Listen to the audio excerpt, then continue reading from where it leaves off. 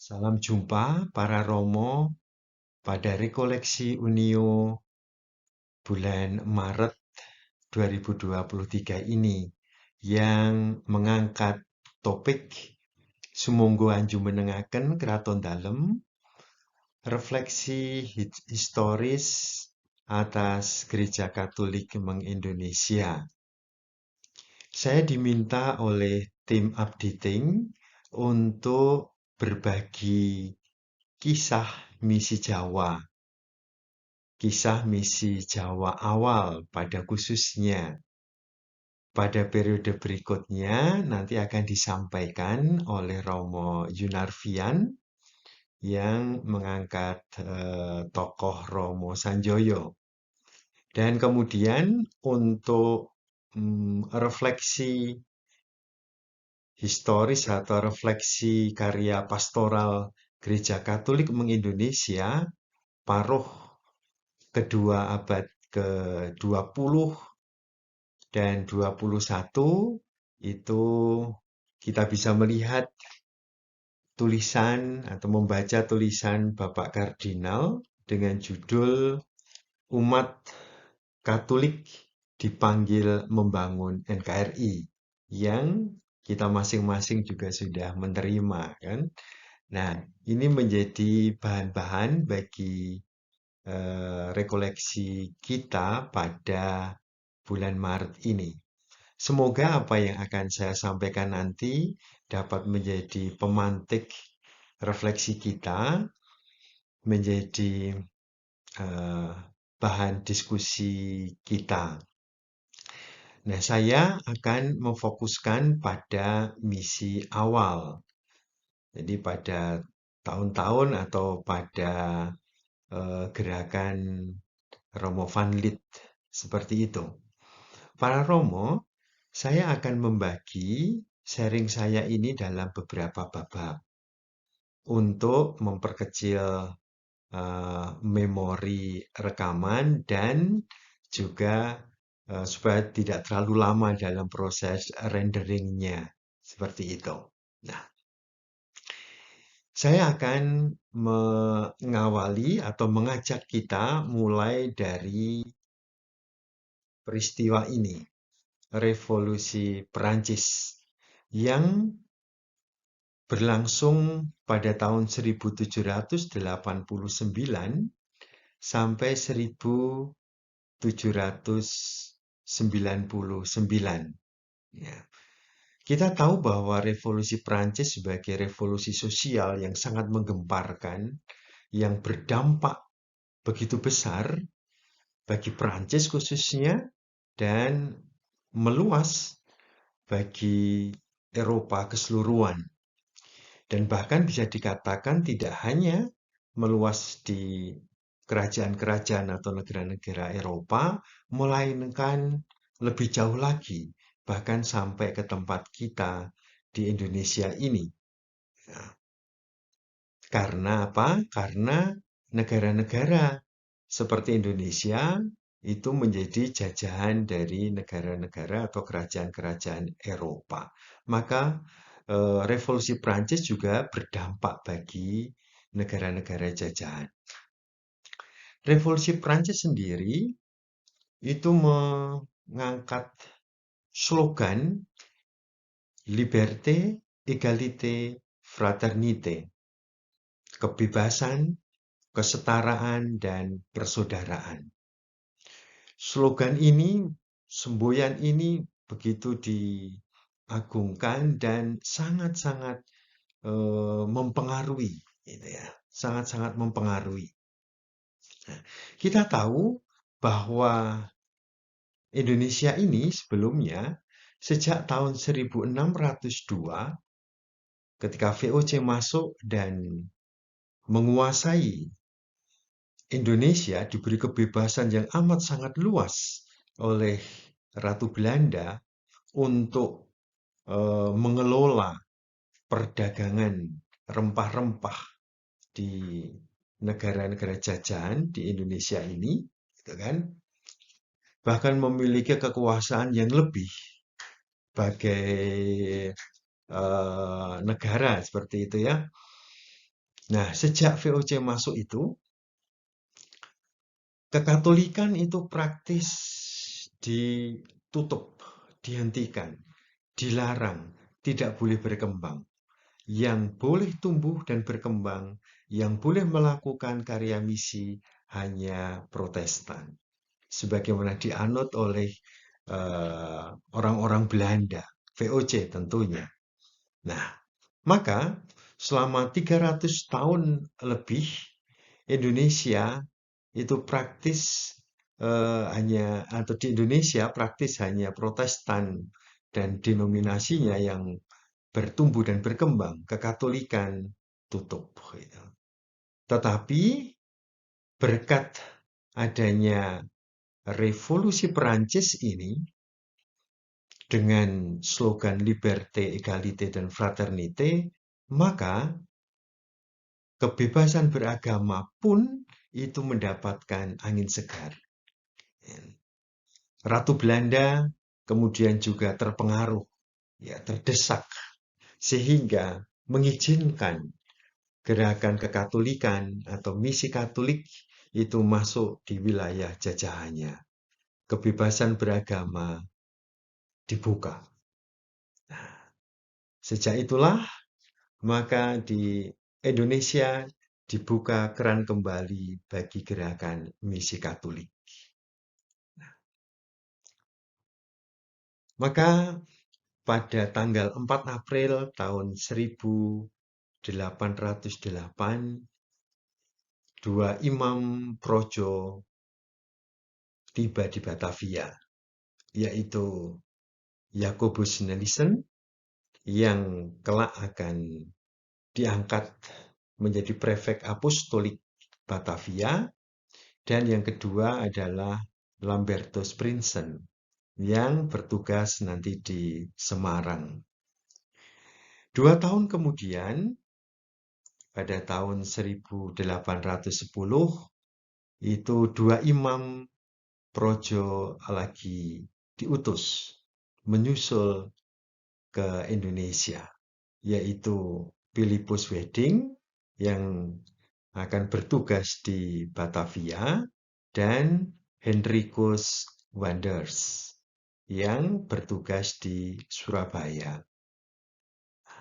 Keempat imam projo inilah yang pada awal itu bertugas menjalankan pewartaan iman, atau ya bisa dikatakan sebetulnya mereka lebih mengurus orang-orang Katolik yang yang non pribumi, ya. Jadi penjajah yang Katolik seperti itu. Mereka menjalankan karya pastoral atau memperhatikan hanya mereka. Nah, tentu dalam geraknya itu nantinya ya menjalankan misi juga, tetapi masih sangat berfokus hanya pada pelayanan kepada orang-orang Belanda, orang-orang Katolik Belanda. Nah, inilah 4 imam yang kemudian pada beberapa tahun kemudian akan ditarik kembali karena persoalan-persoalan tertentu dan akan digantikan oleh eh, para imam Yesuit seperti itu. Nah, kita lihat ini keseluruhan Indonesia, Nusantara, yang pada tahun 1807 itu ternyata sudah ada misionaris Belanda yang tiba di Batavia untuk seluruh wilayah Hindia Belanda. Ini ya. Dan ini hanya satu wilayah administratif gerejawi, ya, Vikariat Apostolik Batavia, yang nantinya dikelola oleh imam-imam SY, imam-imam Yesuit. Nah, dari Batavia inilah kemudian lahir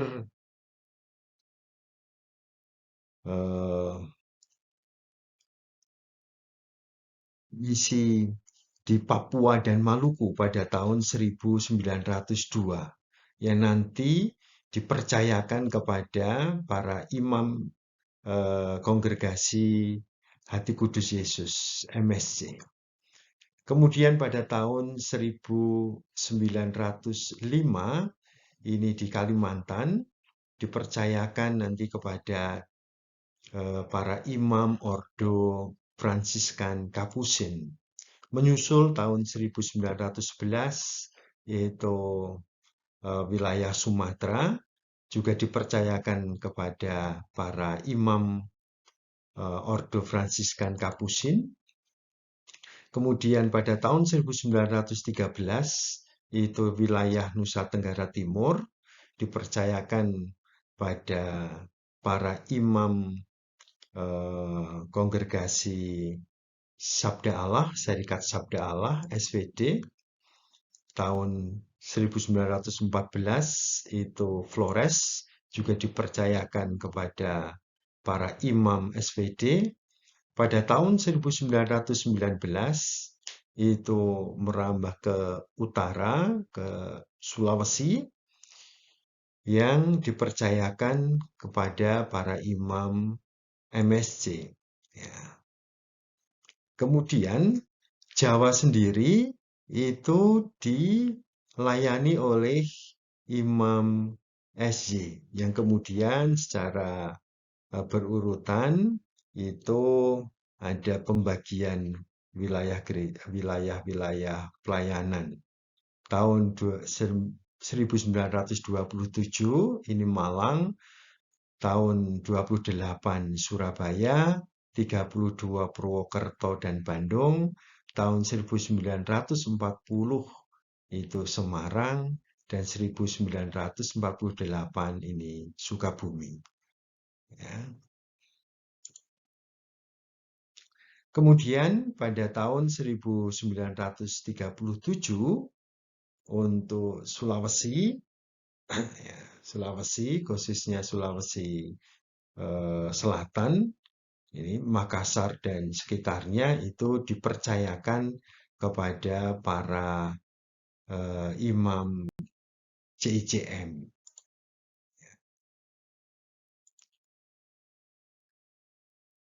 Untuk Keuskupan Agung Semarang sendiri itu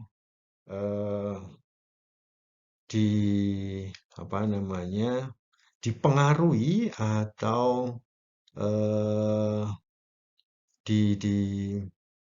didasarkan pada karya misi di Keuskupan Agung Semarang itu begitu kuat itu dalam bayang-bayang ini surat dari Pastor Paling dalam laporan ke Roma tahun 1880.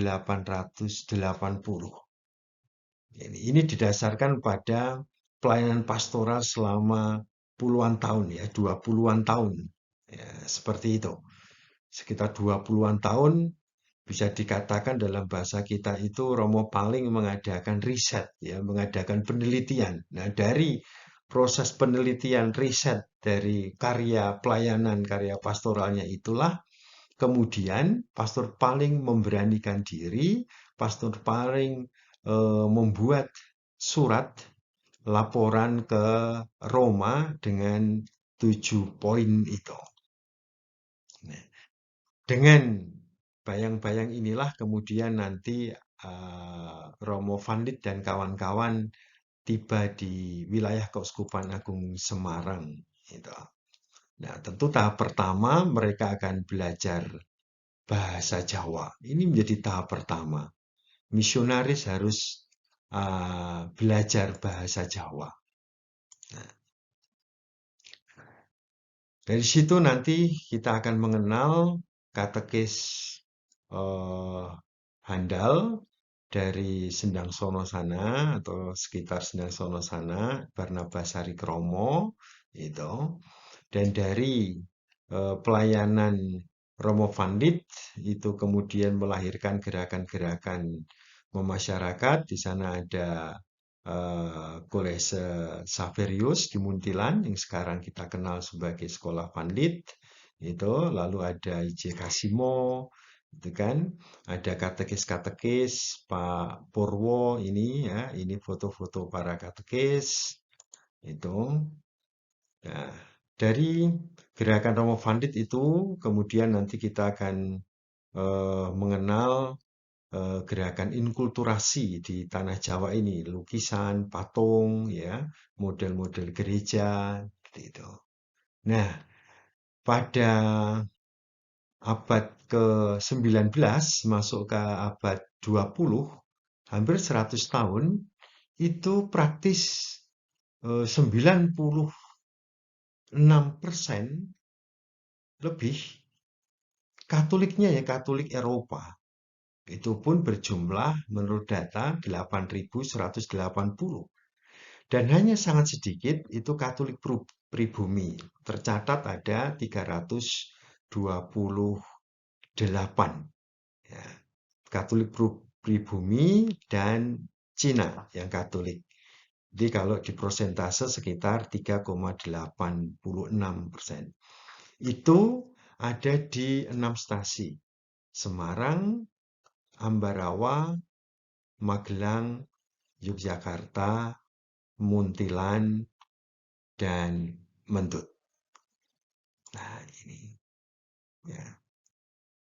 Di tahun 1940-an, di tahun 1940, Semarang ini menjadi Vikariat Apostolik dan sudah ada 20 stasi. Ya. Nah, dengan Romo Vandit, maka kita mengenal bahwa bermisi itu berarti hanju menengahkan keraton dalam. Bermisi berarti ikut menegakkan kerajaan Allah dan bukan pertama-tama atau terutama mengkatolikan orang. Nah, ini menjadi gagasan atau kesimpulan yang dahsyat menurut saya. Ya, yang dahsyat. Menjadi hal yang biasa pada saat ini. Tetapi sebelum Konsili Vatikan kedua, kita tahu bahwa misi itu berarti menanamkan gereja. Ya. Mewartakan Injil dan menanamkan gereja. Artinya apa? Kalau mau secara eksplisit, yaitu mengkatolikan orang. Gitu. Tetapi ini jauh sebelum Konsili Vatikan kedua, Romo Van Lith sendiri sudah menghayati bahwa bermisi itu pertama-tama adalah menegakkan kerajaan Allah. Hanju menengahkan keraton dalam. Bukan terutama dan pertama-tama mengkatolikan orang. Ya. Nah, sampai di sini dulu Bapak yang pertama, nanti kita sambung untuk Bapak yang kedua.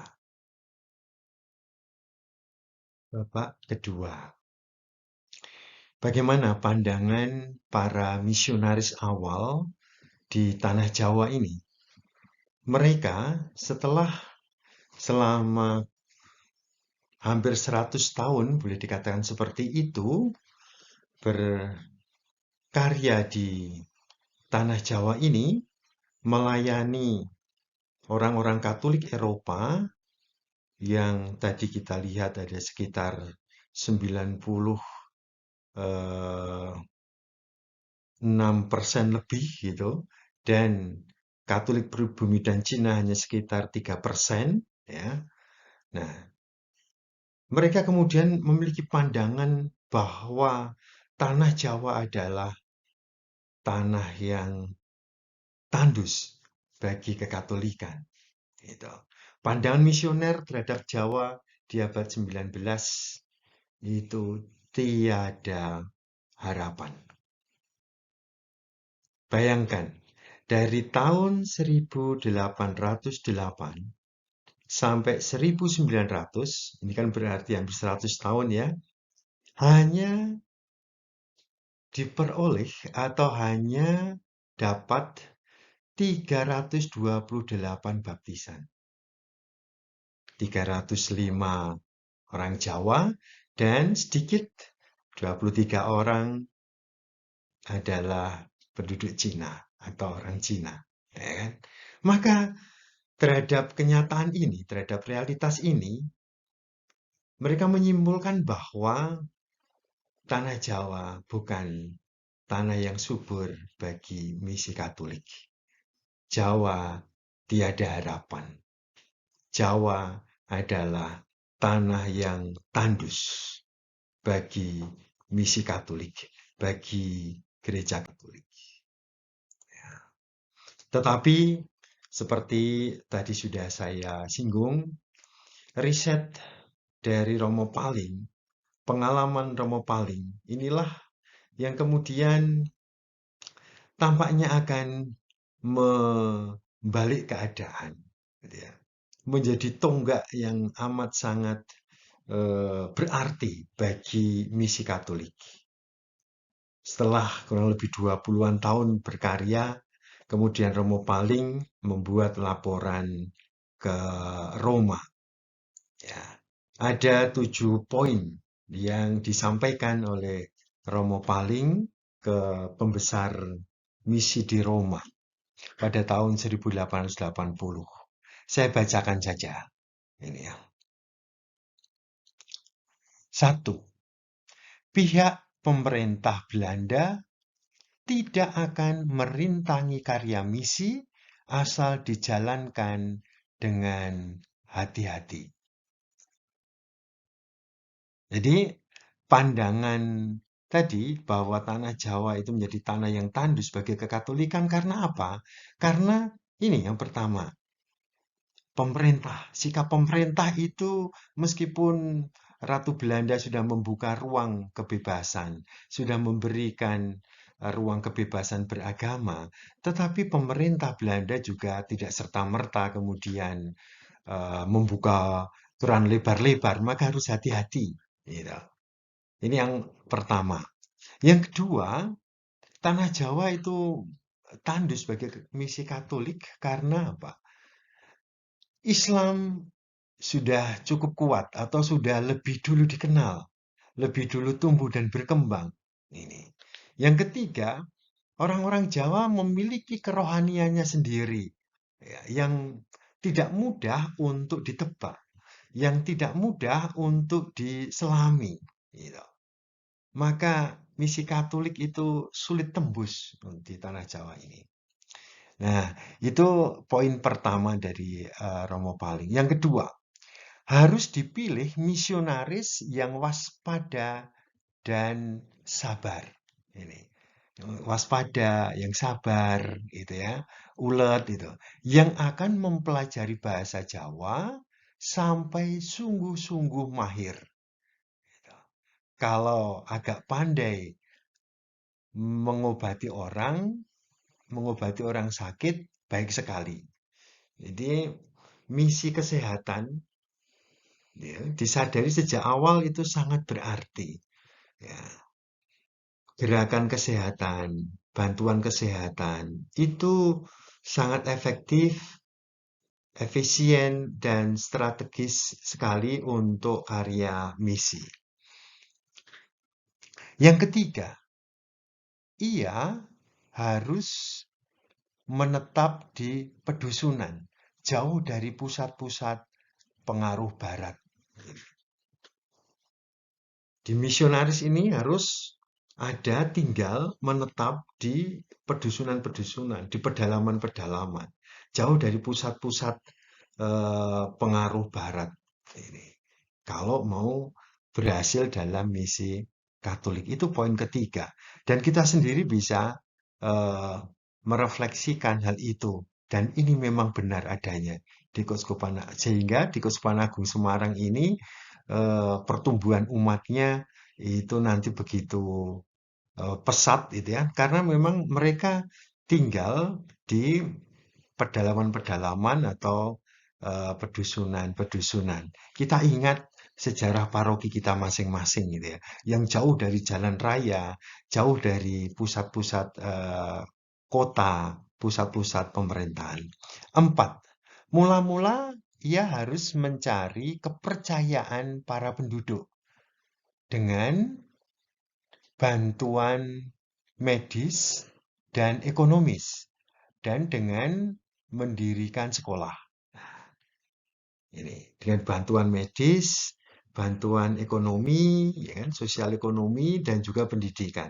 Maka nanti ketiga hal ini menjadi sarana atau menjadi pilar-pilar misi. Kesehatan, medis, ekonomi, sosial ekonomi, tiga pendidikan. Ini menjadi tiga pilar karya misi. Ya. Sehingga boleh dikatakan misi Katolik, misi gereja itu berhasil. 5, hendaknya ia berusaha berhubungan baik dengan instansi-instansi Belanda, tetapi terutama dengan bupati, wedono, lurah, kepala desa setempat. Nah, ini juga masih sangat relevan bagi kita saat ini, kan? Menjalin relasi-relasi baik, tetapi tetap menjalankan fungsi kritis, fungsi kenabiannya, gitu. Menjalin relasi baik dengan pemerintah, baik pemerintah pusat, pemerintah lokal, pemerintah setempat, ya. Tetapi juga dengan daya fungsi kenabian, ya, fungsi yang kritis. Yang keenam, selama 2 tahun pertama jangan membicarakan agama, dan selanjutnya tetap dengan hati-hati menantikan kesempatan yang baik. Kita bisa membayangkan 2 tahun pertama. 2 tahun pertama itu harus sabar, harus menahan diri dulu. Jangan omong soal keagamaan, jangan omong soal agama, jangan omong soal Katolik, gitu kan. Baru kemudian itu pun sudah 2 tahun harus pelan-pelan, gitu. Kita kadang-kadang itu kalau ada di tempat baru itu langsung mau mengadakan macam-macam hal. Itu belum lama baru masuk sudah agak. Nah, ini ternyata ini ada kearifan yang sudah disadari dan sudah ditunjukkan oleh Romo Paling sejak awal karya misi gereja di tanah Jawa ini. Ketujuh, pengalaman menunjukkan bahwa yang akan datang ialah pertama-tama orang yang tidak puas dengan ini itu, lalu mengharapkan bantuan pastor. Kedua, orang-orang yang mencari kepentingan material, dan baru sesudah mereka orang-orang yang sungguh atau sedang haus akan sabda Tuhan. Nah, ini amat sangat tepat. Rasa saya sendiri, poin-poin yang dituliskan oleh Romo Paling dalam laporannya ke Roma ini masih sangat relevan bagi kita, bagi karya pastoral kita di masa ini, gitu kan. Hati-hati, gitu kan, dengan jangan apa itu langsung percaya pada orang yang datang pertama, karena orang yang datang pertama itu bisa-bisa hanya apa, mengeluh akan yang ada, gitu kan. Atau kalau zaman kita sekarang bisa jadi kita sebagai pastor paroki yang baru, nanti orang yang datang pertama itu adalah orang-orang yang mengeluh, yang akan omong keburukan atau omong sesuatu hal mengenai pastor yang lalu, gitu. Wah, pastor yang lalu seperti ini, seperti itu, dan bla bla bla bla itu. Sambil akan menarik perhatian pastor yang baru, gitu kan. Menarik perhatian, menarik hati. Nah, ini, ya. Lingkaran kedua itu pun masih lamis-lamis, gitu kan. Baru lingkaran ketiga dan keempat itu kita bisa, oh ini yang sungguh datang, mau mendengarkan sabda Allah, sungguh mau membangun gereja kita bersama-sama secara tulus. Nah, seperti itu, ya. Maka dalam bayang-bayang surat Paling inilah datang 3 misionaris Yesuit. Bisa dikatakan Romo van Lith, Hovenaars, dan Pastor Ingbers ini menjadi generasi ketiga atau keempat di dalam karya misi Jawa sejak tahun 1800. 1808. Gitu.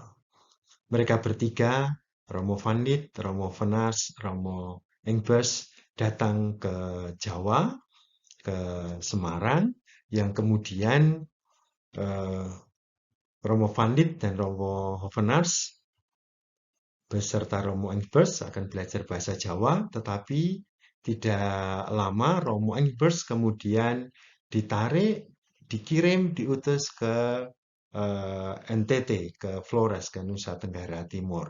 Sehingga yang tinggal di Jawa itu hanya Romo van Lith dan Romo Hovenars. Dan mentaati apa yang disampaikan oleh Romo Paling ini, mereka berdua belajar bahasa Jawa. Ya, belajar sungguh-sungguh bahasa Jawa. Mereka mempelajari bahasa Jawa itu dengan sungguh-sungguh eh, sampai mahir berbahasa Jawa. Tetapi meskipun keduanya belajar bahasa Jawa, tetapi nanti memiliki prinsip atau memiliki apa ya, antusiasme yang berbeda. Ya. Rupanya ini juga dipengaruhi oleh latar belakang mereka berdua. Ya kan? Romo van Dit itu eh, dari keluarga biasa, ya. Sementara Romo Venars ini keluarga bangsawan, ya, priayi. Sementara Romo van Dit itu rakyat dari rakyat kebanyakan yang sehingga nanti bergaulnya pun akan berbeda. Romo Vernas itu akan bergaul dengan priari-priari, dengan pangeran-pangeran di keraton Jogja, di kerajaan, di kepatian seperti itu.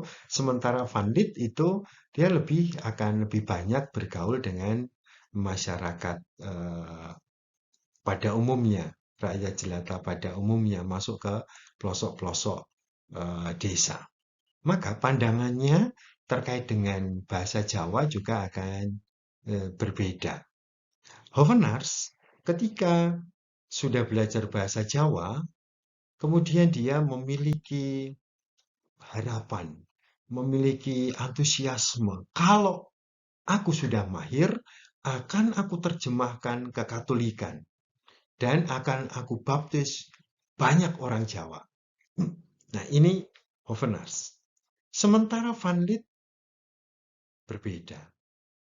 Van Lith memiliki pandangan, loh, ada apa ini di balik kata dan kalimat-kalimat Jawa? Ada apa ini? Maka ini mesti ada sesuatu hal dengan huruf yang aneh seperti ini, ya kan? Dengan bahasa yang sungguh asing, yang aneh, bahasa yang bertingkat, itu kan? Ada ngoko, ada kromo, ada kromo halus atau kromo inggil, dan seterusnya. Maka bagi Vandit, pertama-tama adalah aku harus mendalami budaya dan kerohanian Jawa ini, ya kan? Dengan huruf-hurufnya, ya kan? Dengan seni, karya seninya, dengan spiritualitasnya, dengan kerohaniannya. Nah, seperti itu. Ya. Maka bisa disimpulkan bahwa terjadi perbedaan pandangan antara Van Lith dan Hovenars. Maka dalam waktu dekat memang Hovenars itu banyak membaptis orang, gitu kan? Sesuai dengan cita-citanya, sesuai dengan harapannya. Ya. Dia akan cepat-cepat membaptis orang dan sebanyak mungkin. Nah, ini tampaknya terbawa dalam situasi harian mereka, dalam relasi harian mereka. Bahkan berdasar satu kisah atau satu catatan antara keduanya ini bisa dikatakan tidak begitu akur dalam pelayanan pastoral. Mereka hidup satu rumah pun itu eh, berada dalam situasi yang tegang, gitu kan. Makan bersama, iya makan bersama, gitu kan. Satu meja makan, iya satu meja makan. tetapi komunikasinya itu tidak jalan mulus. Mereka berkomunikasi itu dengan buku, gitu. Di satu sisi itu Romo Van Lith, satu sisi itu Romo Vernas. Mereka komunikasinya ya saling menulis di situ. Kan lucu ya, tetapi itu kenyataannya dan itu yang terjadi, gitu kan. Dan dari eh, tegangan-tegangan yang ada, maka pembesar misi itu sudah memiliki rencana untuk mengatasi konflik yang mendalam, maka akan diputuskan Van Lith itu dipindah. Van Lith itu dipindah. Ya. Tapi bagaimana seterusnya nanti akan kita lihat pada babak yang ketiga. Momen yang ketiga, babak ketiga.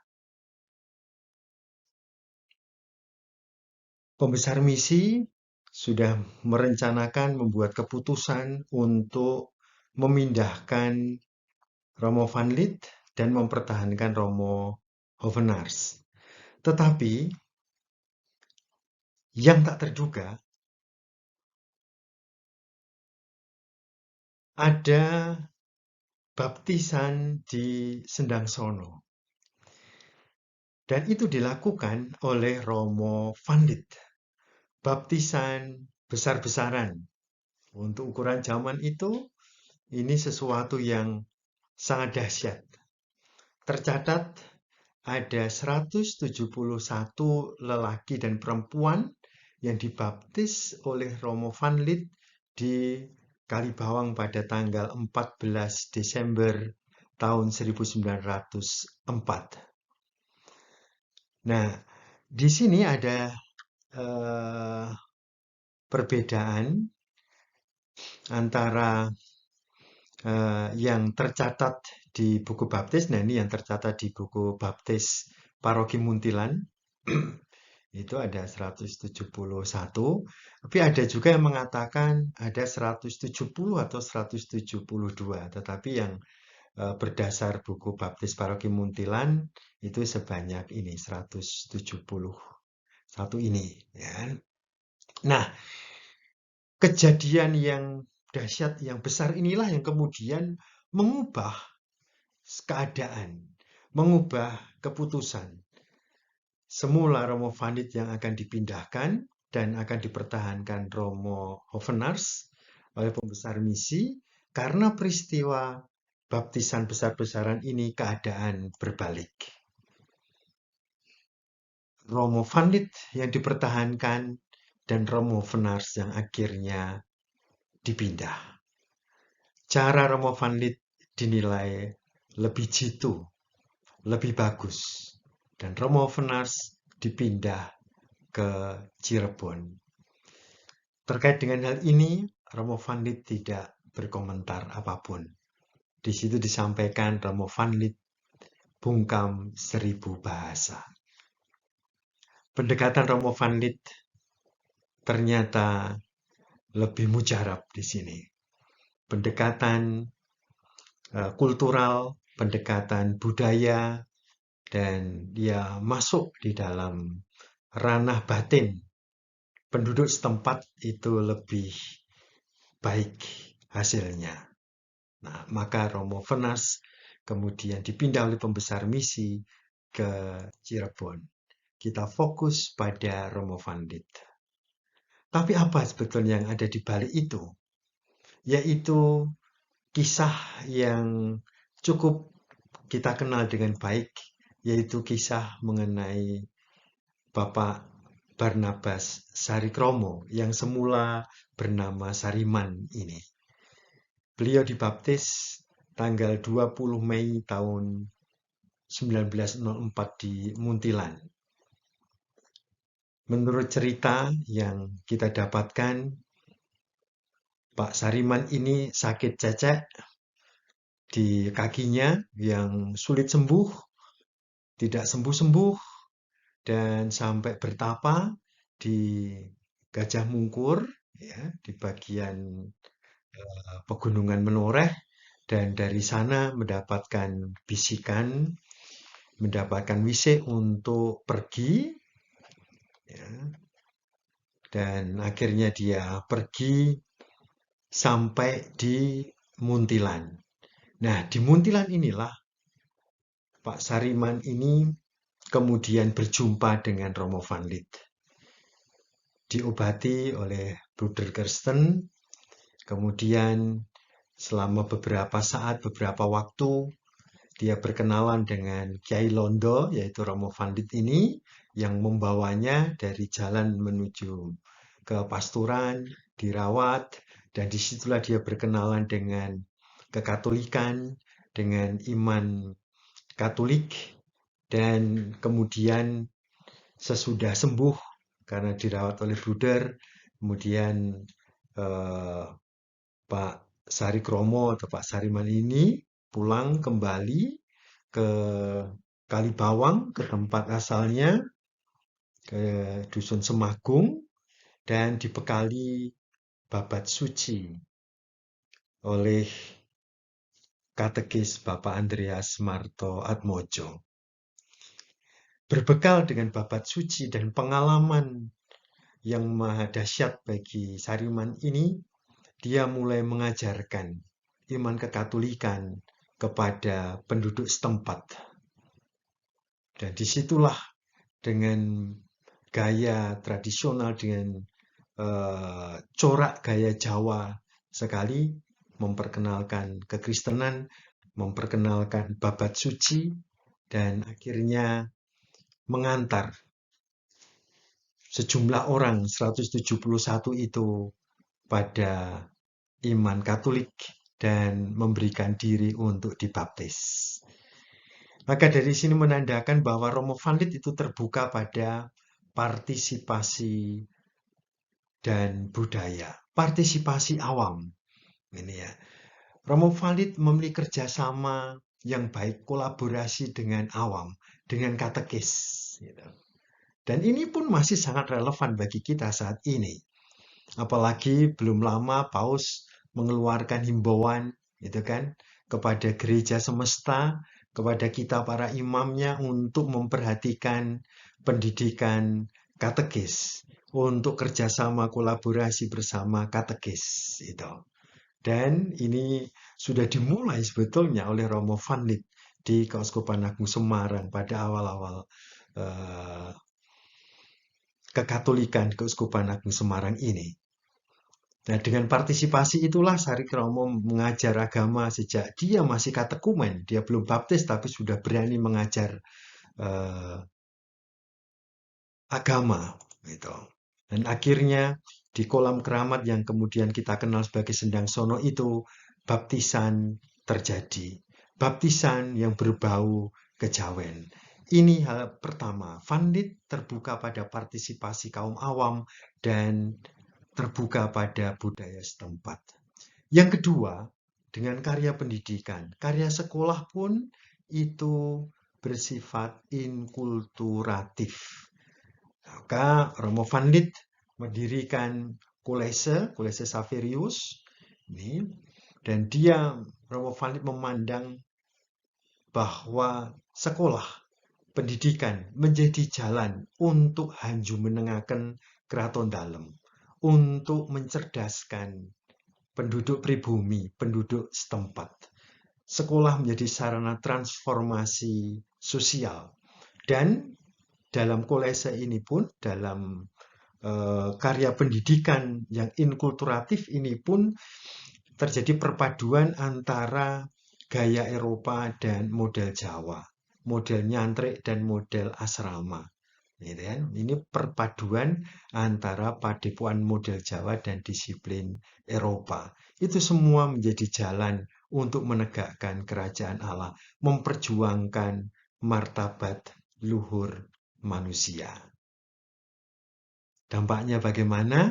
Nanti kita lanjutkan pada termin atau babak yang keempat. Termin atau babak keempat, babak yang terakhir, Dengan dua strategi atau dengan karya Romo Van Lith yang membuka ruang partisipasi awam, kemudian perhatian fokus pada budaya, serta karya pendidikan, dan juga karya kesehatan yang dilakukan bersama Bruder Karsten itu, ternyata memunculkan, melahirkan dampak-dampak positif yang sangat berarti. Yang pertama adalah dampak dalam ungkapan iman. Coraknya sangat budaya Jawa, gitu kan. Katekisasi atau pelajaran agama, pewartaan dilakukan dengan model mocopat, gitu kan. Ungkapan-ungkapan religiositas itu dengan membuat patung, patung orang berdoa, lukisan Basuki Abdullah, lukisan Bunda Maria yang mengayomi Gunung Merapi beserta tanah Jawa. Ini lukisnya seperti ini, gitu kan. Kemudian patung Hati Kudus Yesus di Ganjuran serta gedung gereja bercorak Jawa model joglo. Ini dampak dalam ungkapan iman karena gaya pastoral atau gaya bermisi Romo Van Lith itu. Yang kedua adalah munculnya banyak partisipasi gerakan iman. Para katekis-katekis hasil didikan Romo Van Lith itu dengan mereka berkeliling untuk mengajar agama, ya, yang diawali oleh Pak Barnabas Sarikromo, kemudian bersama dengan para katekis yang lain, gitu kan. Pak Purwo ini di daerah Kumendaman, mereka bersama-sama dengan katekis-katekis lain mulai berkeliling mengajar agama. Umat berbondong-bondong berziarah ke Sendang Sono menjalankan devosi, gitu. Dan dalam devosi itulah yang kemudian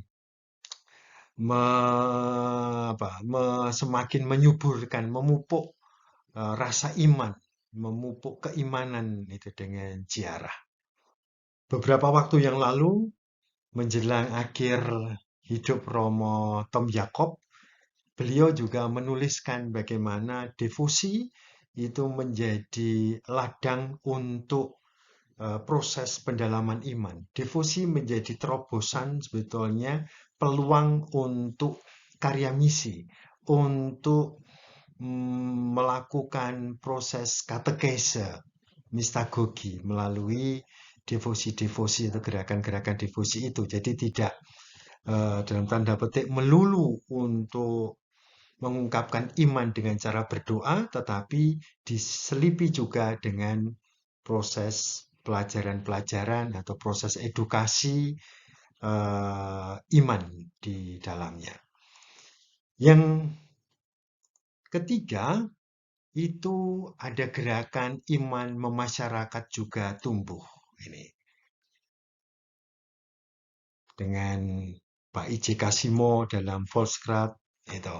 Kemudian Romo Satiman bersama staf Katolik Wandawa, gitu ya, sebagai gerakan di media sosial. Ada rumah sakit sebagai gerakan-gerakan misi melalui ladang-ladang atau melalui jalan-jalan kesehatan, ya, untuk pemenuhan kebutuhan kesehatan, untuk pemenuhan merawat orang-orang sakit. Ini menjadi jalan misi gereja, menjadi pilar tiang utama dalam gerakan misi Katolik, gitu. Yang keempat, dengan partisipasi awam, dengan gerakan-gerakan dalam hidup sosial, dalam gerakan-gerakan budaya, iman kekatolikan semakin meresap, semakin mengakar di dalam budaya Jawa, dalam orang-orang Jawa, maka pertambahan umat pun itu menjadi semakin pesat, gitu ya. Dari yang semula hampir 100 tahun atau bahkan lebih, umat Katolik Eropa yang mayoritas perlahan-lahan mulai dengan Romo Van Lith dan gerakannya itu, pertumbuhan orang Katolik Jawa semakin banyak. Nah, di tahun 1940-an sudah ada 20 stasi. Dari semula hanya 6 stasi. Kemudian dengan cepat itu tidak sampai 50 tahun, tidak sampai 100 tahun pertambahannya sungguh menggembirakan. Di samping itu, yang berikut yang kelima, panggilan khusus pun menjadi tumbuh berkembang. Para bruder, para suster, pribumi mulai lahir, mulai bermunculan. Tidak hanya itu, bahkan kaum klerus juga demikian. Monsinyur Sugio yang semula tidak mau menjadi Katolik, bahkan kelak menjadi uskup, yang mana kita tahu Monsinyur Sugio ini muridnya Romo Van Lith. Begitu juga dengan Bapak Kardinal Darmo Yuwono, Imam Pribumi yang termasuk generasi awal. Romo Satiman sebagai imam pertama, ya, Romo Patmo, Romo Sanjoyo. Nah ini, jadi tidak perlu menunggu sampai ke generasi ketiga. Imam-imam Jawa, panggilan religius Jawa itu sudah sangat meningkat. Ya. Jadi berkat gerakan Romo Van Lith dengan paham misi itu adalah menegakkan kerajaan Allah, hanju menengahkan keraton dalem, maka buah-buah iman pun didapatkan. Para Romo, demikian eh, paparan-paparan mengenai misi Jawa awal dengan fokus pada hanju menengahkan keraton dalem. Ketika yang diperjuangkan adalah martabat manusia, keluhuran manusia, ya, perjuangan kemanusiaan yang ditegakkan, disitulah kemudian terwujud hanju menengahkan keraton dalem. Tentu semuanya dalam spiritualitas, dalam iman kekatolikan, dalam landasan iman Katolik sebagaimana kita kembangkan bersama. Nah, sekarang itu menjadi tantangan bagi kita dalam karya pastoral kita, dalam karya misi kita di zaman ini. Apa yang sudah disampaikan oleh Romo Paling, yang sudah dimulai juga gerakan-gerakannya oleh Romo Van Lith, Romo Hovenaars, kiranya menjadi inspirasi bagi kita, menjadi